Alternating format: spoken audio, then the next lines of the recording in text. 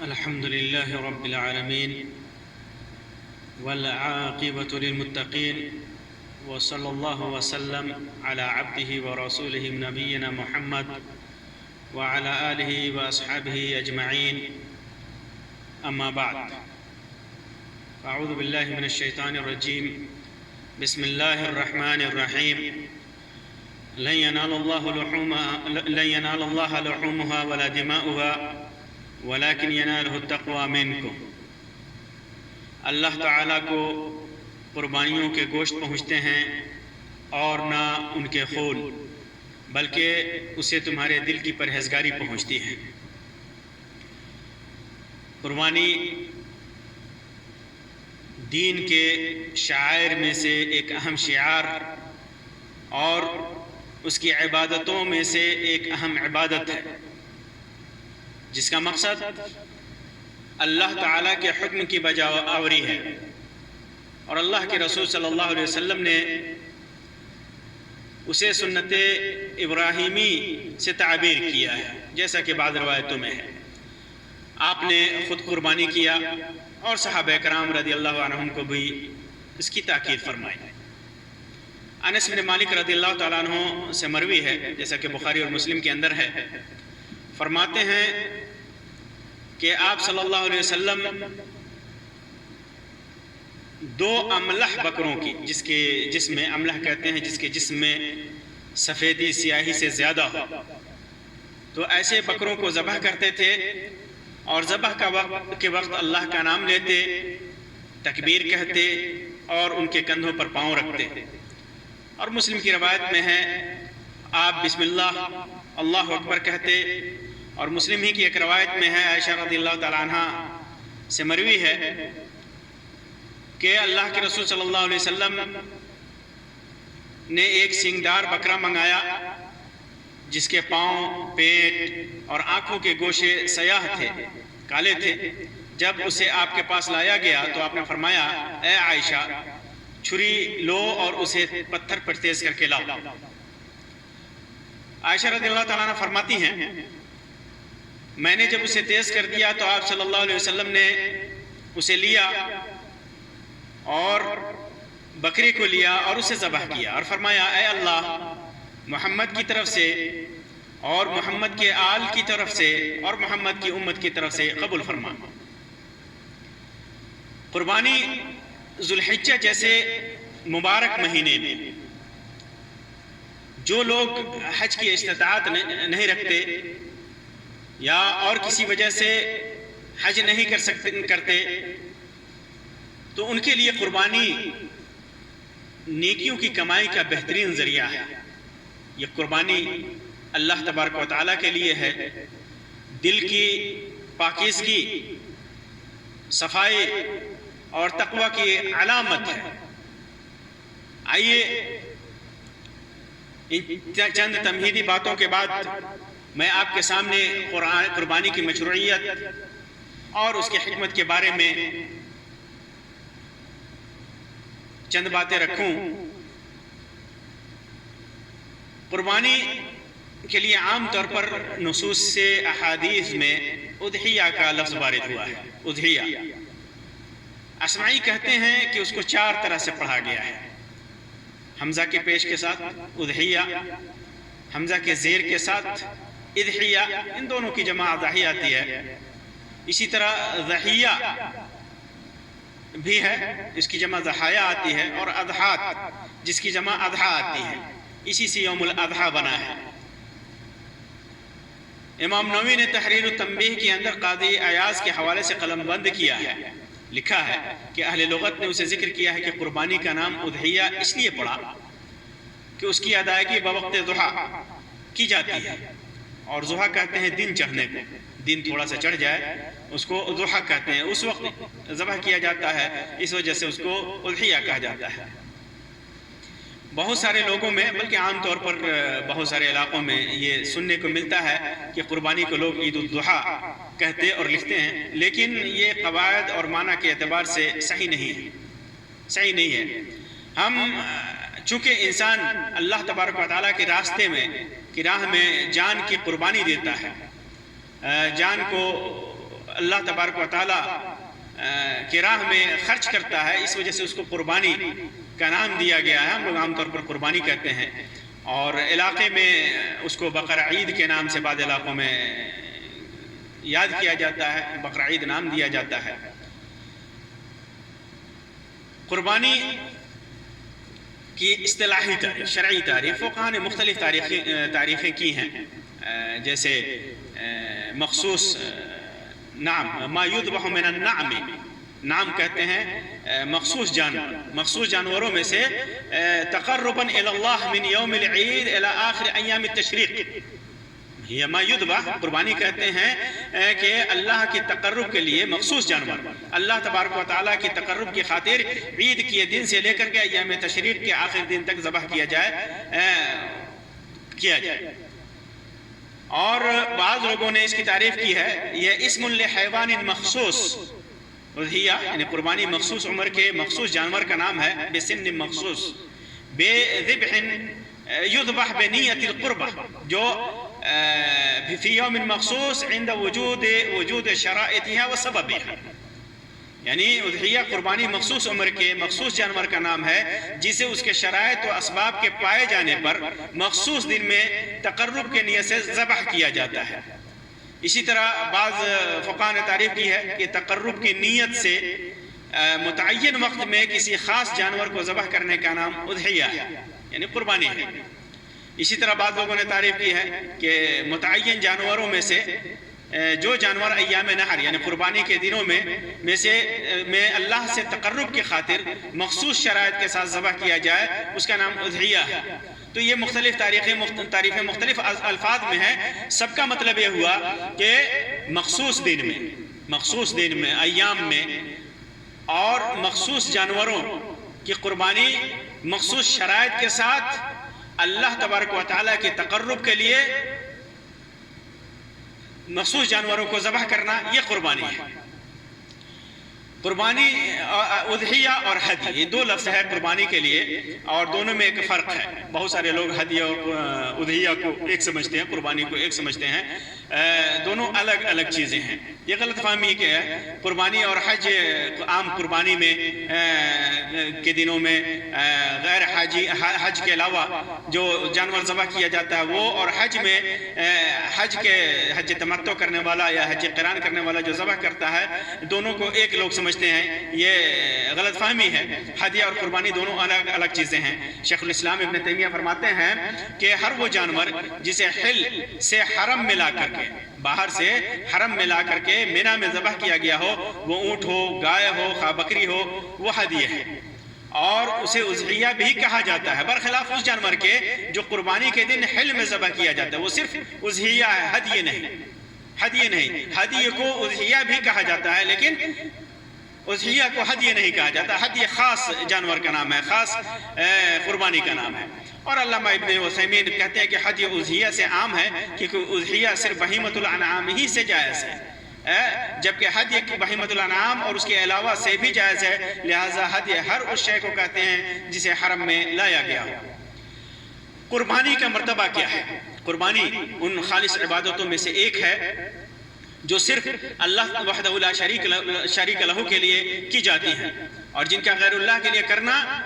آدمی کو مشرک بنا دیتا ہے۔ اللہ کے تعالیٰ نبی اکرم صلی اللہ علیہ وسلم کو حکم دیتے ہوئے فرماتا ہے، قل ان صلاتی و نسکی و محیای و مماتی للہ رب العالمین لا شریک لہ وَبِذَلِكَ أُمِرْتُ وَأَنَا أَوَّلُ الْمُسْلِمِينَ، آپ فرما دیجئے کہ میری نماز اور میری قربانی، میرا جینا، میرا مرنا، یہ سب خالص اللہ رب العالمین کے لیے ہے، اس کا کوئی شریک نہیں ہے، اور مجھے اسی کا حکم دیا گیا ہے، میں اللہ تعالیٰ کا پہلا فرما بردار بندہ ہوں۔ لہٰذا بتوں کے لیے اور مزاروں، میلوں اور ٹھیلوں کے اندر، مزاروں پر، میلوں کے اندر جو ٹھیکے لگائے جاتے ہیں ان کے اندر قربانی کرنا، یا ان کے لیے غیر اللہ کے لیے نظر و نیاز کرنا، یہ سب اللہ کے علاوہ کے لیے نظر و نیاز کرنا، یہ سب غیر اللہ کے لیے قربانی کے زمرے میں آتا ہے، جو گناہوں میں سب سے بڑا گناہ شرک ہے، جس سے بچنا ہر انسان اور ہر مسلمان پر واجب ہے۔ خاص طور سے اللہ کے رسول صلی اللہ وسلم نے ارشاد فرمایا لعن اللہ من ذبح لغیر اللہ، امام مسلم نے اس کو روایت کیا ہے، جس نے اللہ کے علاوہ یعنی جس نے غیر اللہ کے لیے ذبح کیا اس پر اللہ کی لعنت ہو۔ اور اللہ تبارک و تعالی ارشاد فرماتا ہے انما حرم علیکم المیتۃ والدم ولحم الخنزیر وما اہل بہ لغیر اللہ، اللہ تعالی نے تم پر مردار، خون، خنزیر کا گوشت اور اس جانور کو حرام قرار دیا ہے جسے غیر اللہ کے نام پر سے ذبح کیا گیا۔ قربانی ایک اور موقع سے پیش کی جاتی ہے جسے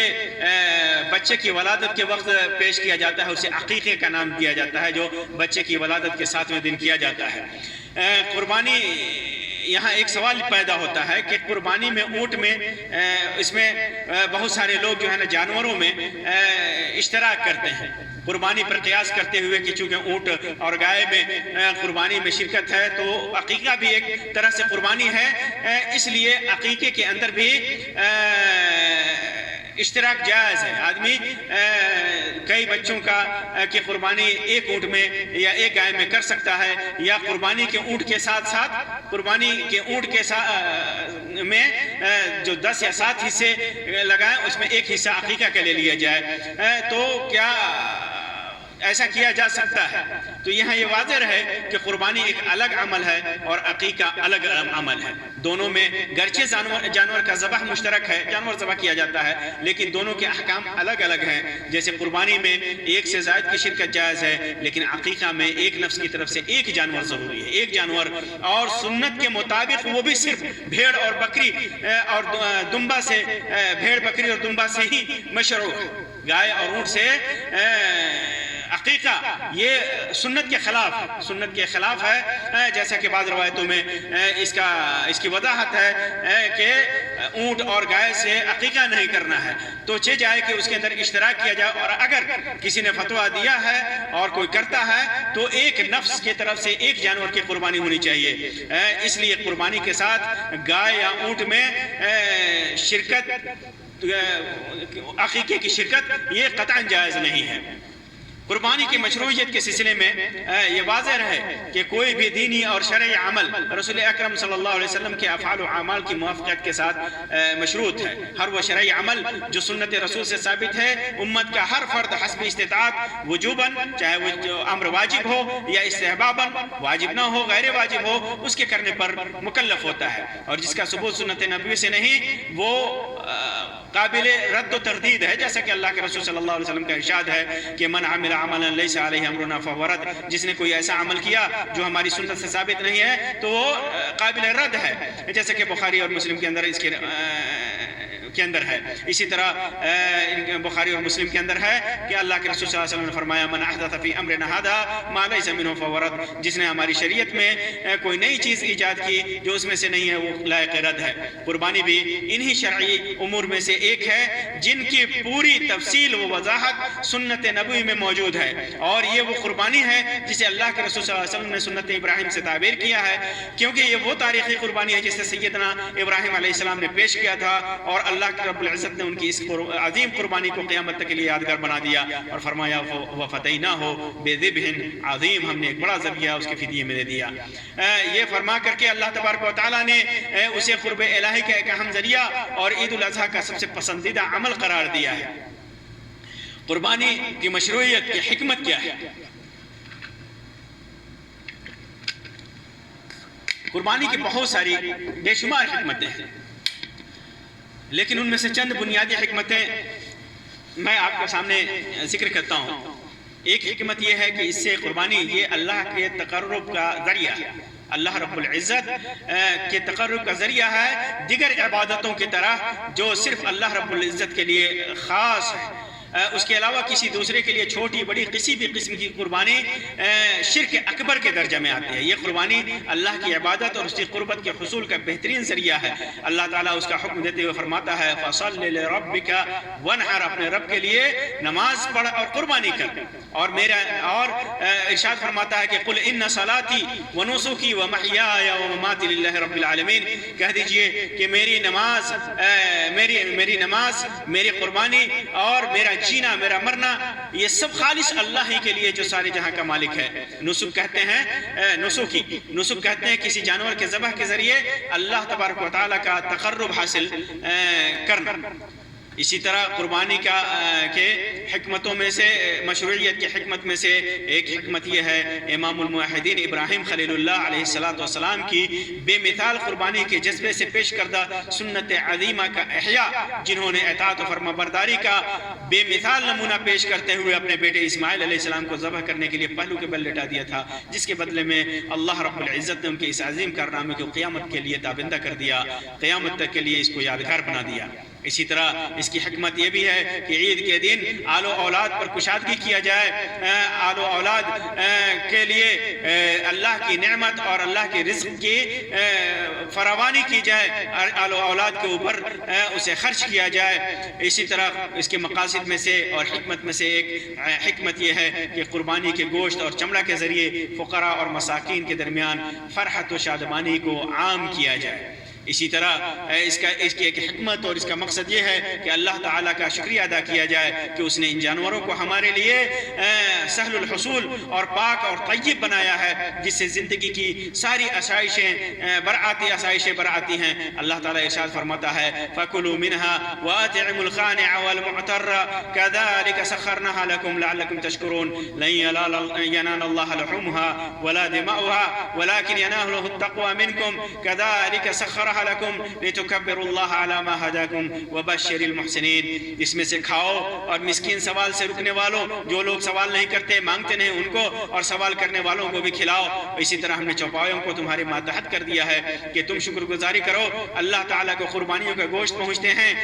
نہ ان کے خون، بلکہ اسے تمہارے دل کی پرہیزگاری پہنچتی ہے، تمہارا تقوی پہنچتا ہے۔ اسی طرح اللہ نے ان جانوروں کو تمہارا مطیع کر دیا ہے کہ تم اس کی رہنمائی کے شکریہ میں اس کی بڑائیاں بیان کرو اور نیک لوگوں کو خوشخبری سنا دیجئے۔ یہ قربانی کی چند حکمتیں اور مشروعیت کے چند کے بعد اس کی چند مقاصد تھے جو میں نے آپ کے سامنے مختصراً بیان کیا۔ قربانی کا حکم کیا ہے؟ قربانی کے حکم کے سلسلے میں بہت سارا اختلاف ہے، اور علماء نے کسی نے اس کو سنت قرار دیا ہے، سنت موقدہ، اور کسی نے واجب قرار دیا ہے۔ ابو ہریرہ رضی اللہ تعالیٰ عنہ سے مروی ہے کہ اللہ کے رسول صلی اللہ علیہ وسلم نے فرمایا کہ من کان لہ سعی ولم یضحی فلا یقربن مصلانا۔ امام محمد نے، امام حاکم نے، امام نے اس کو روایت کیا ہے، امام ذہبی نے امام حاکم کی موافقت کی ہے، اور شیخ البانی نے اسے حسن قرار دیا ہے صحیح سنن ابن ماجہ کے اندر۔ فرماتے ہیں اللہ کے رسول صلی اللہ علیہ وسلم جو وسعت کے باوجود قربانی نہ کرے وہ ہماری عیدگاہ کے قریب نہ آئے۔ جمہور اہل علم کے نزدیک قربانی صاحب استطاعت کے لیے سنت موقدہ ہے، جس کا چھوڑنا ان کے لیے مکروہ ہے۔ شافعیہ کا ایک قول بھی یہی ہے، ان کا ایک دوسرا قول فرض کفایہ کا بھی ہے۔ امام ابو حنیفہ سے منقول ہے کہ مالدار مقیم پر قربانی واجب ہے۔ امام مالک کی ایک روایت بھی یہی ہے، البتہ وہ مقیم کی قید نہیں لگاتے۔ امام موزائی، امام ربیعہ، امام لیث سے بھی یہی منقول ہے۔ حنفیہ میں امام ابو یوسف اور مالکیہ میں سے امام اشہب نے جمہور کی موافقت کی ہے۔ امام احمد فرماتے ہیں کہ مستطیع کے لیے اس کا چھوڑنا مکروہ ہے، جس کے پاس استطاعت ہے تو اس کا چھوڑنا مکروہ ہے۔ ان سے ایک قول وجوب کے سلسلے میں وارد ہے، کہتے ہیں کہ واجب ہے۔ محمد ابن الحسن سے مروی ہے کہ قربانی سنت ہے، جس کو چھوڑنے کی رخصت و اجازت نہیں ہے۔ امام طحاوی کہتے ہیں کہ ہم اسی کو اختیار کرتے ہیں کیونکہ اس کے وجوب سے متعلق آثار نہیں ہے۔ عبداللہ ابن عمر رضی اللہ تعالیٰ عنہ کی روایت ہے، اس سے متعلق قربانی سے متعلق روایت ہے، ان کا اثر ہے۔ فرماتے ہیں جیسا کہ بخاری کے اندر ہے، فتح الباری کے اندر ہے، بخاری کے اندر ہے کہ قربانی سنت معروفہ ہے، قربانی سنت معروفہ ہے۔ عبداللہ ابن عمر سے امام ترمذی نے جبلہ ابن سحیم سے روایت کیا ہے کہ ایک آدمی نے عبداللہ ابن عمر سے قربانی سے متعلق سوال کیا کہ کیا قربانی واجب ہے، تو انہوں نے فرمایا ضحى رسول اللہ صلی اللہ علیہ وسلم والمسلمون، اللہ کے رسول صلی اللہ علیہ وسلم نے قربانی کی تھی، مسلمانوں نے قربانی کی تھی۔ حالانکہ امام البانی نے اس اثر کو ضعیف قرار دیا ہے، لیکن امام ترمذی نے اس حدیث کو حسن قرار دیا ہے۔ اور اہل علم کے نزدیک امام ترمذی فرماتے ہیں کہ یہی اسی پر عمل ہے کہ قربانی واجب نہیں ہے، بلکہ رسول اللہ صلی اللہ علیہ وسلم کی سنتوں میں سے ایک سنت ہے جس پر عمل کرنا مستحب ہے۔ قربانی کس کے حق میں مشروع ہے؟ حنفیہ کے نزدیک قربانی اس آدمی کے حق میں مشروع ہے جو اپنی اصلی ضروریات سے زیادہ اور نصاب زکوٰۃ کا مالک ہو۔ ان کی دلیل حدیث میں من کان لہ سعۃ ولا لم یضحی فلا یقربن مصلانا، کہ جس کے پاس استطاعت ہو اور قربانی نہ کرے وہ ہماری عیدگاہ کے قریب نہ آئے، اس سے استدلال کرتے ہیں۔ مالکیہ کے نزدیک ایسے آدمی کے حق میں مشروع نہیں جس کے پاس اس سال کا پورا خرچہ نہ ہو، کیونکہ ایسا آدمی فقیر کے حکم میں ہے، اور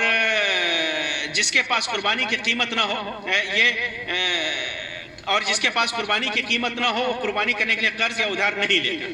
یہ ان کا کہنا ہے۔ اور امام شافعیہ کے نزدیک ایسا آدمی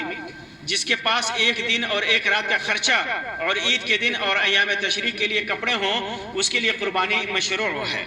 اور حنابلہ کے نزدیک جو آدمی قربانی کا جانور خریدنے کی وسعت رکھتا ہو اس کے حق میں قربانی مشروع ہے۔ اگر وہ قرض کی ادائیگی کی طاقت رکھتا ہے تو قرض لے کر بھی قربانی کر سکتا ہے۔ امام ابن تیمیہ فرماتے ہیں کہ اگر وہ قرض کی ادائیگی کی طاقت رکھتا ہے اور